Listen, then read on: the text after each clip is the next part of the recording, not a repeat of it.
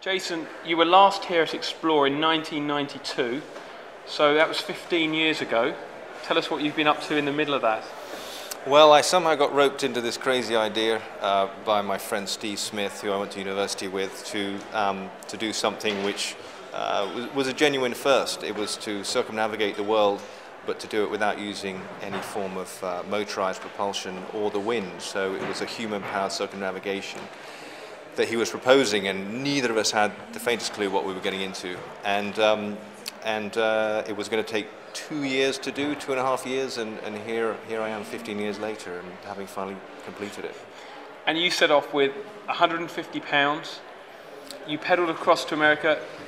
You were hit in that car accident. You spent a year recovering from that, and that was only that was the first 18 months of the expedition. I should have known to have gone home then, after I was hit by the car. But yeah, it started off as a lark, and we thought it was more like a jolly jaunt than anything else. Not really knowing what we were getting into, but I suppose after a couple of years, it dawned on us that in order to complete this very ambitious idea, we were really going to have to dedicate 150% to it to get it done. And so it became, the premise for the whole thing became quite different. It wasn't just a sort of a laugh to get away from London and have a bit of adventure. It was full-on commitment from then on for the remaining 11 years. And in that time, the physical aspect of it can't have been enough after a while. What other things kept you going? It was never just the physical challenge, which always seemed to us, I mean, it was an amazing idea, I mean, to circumnavigate using just the power of your body. And we were stunned that no one had actually thought of it before, because people had ridden bicycles across continents, people had rowed across back then, but no one had done it continuously.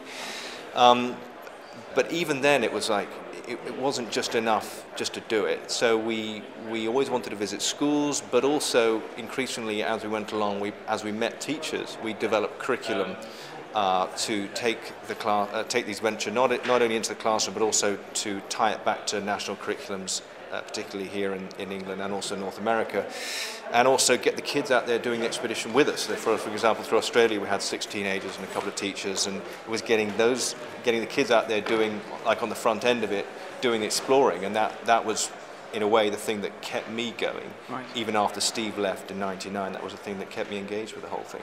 And you come back to Explore, and obviously there's been huge changes both in equipment and in the popularity of expeditions, albeit not expeditions quite as long as the one you led.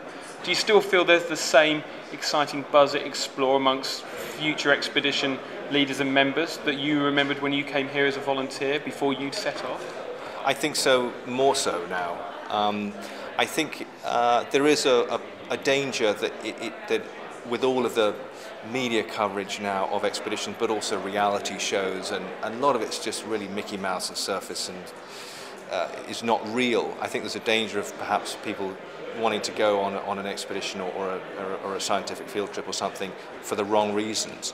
But then, hell, we did it for the wrong reason in a way as well back in '94. So in a way, the experience either wheedles you out and you go home early, or you have to shape up and figure out why you're really doing it.